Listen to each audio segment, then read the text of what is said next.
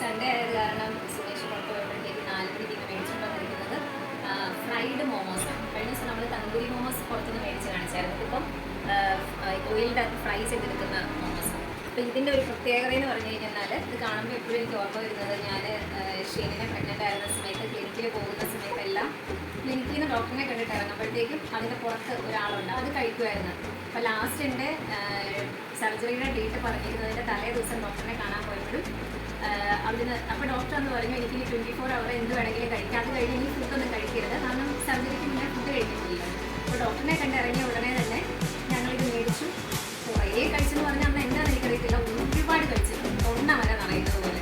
വീട്ടിൽ വന്ന് കയറിയപ്പോഴേ food leakage ആയി ഹോസ്പിറ്റലിൽ പോകേണ്ട വന്ന് 1 മണിക്കൂറിനകം സർജറി കേട്ടത്. അവിടെ ചെന്നപ്പോൾ ഡോക്ടർ ചോദിച്ചാൽ എന്താ കഴിച്ചത്. അപ്പോൾ ഞാൻ പറഞ്ഞു ഇതുപോലെ. അപ്പോൾ അവരെല്ലാം ഭയങ്കര ചിരിയായിരുന്നു. ഇവരോട് ഞാൻ എന്തെങ്കിലും കഴിച്ചോളാൻ പറഞ്ഞതിന് ഫ്രൈഡ് ആയിട്ടുള്ള സാധനം എല്ലാം നിറച്ച് വെച്ചിരിക്കുകയാണ് പറഞ്ഞിട്ട് ഞാൻ ഞങ്ങളെ കൊണ്ട് സൈൻ ചെയ്യിപ്പിച്ചു.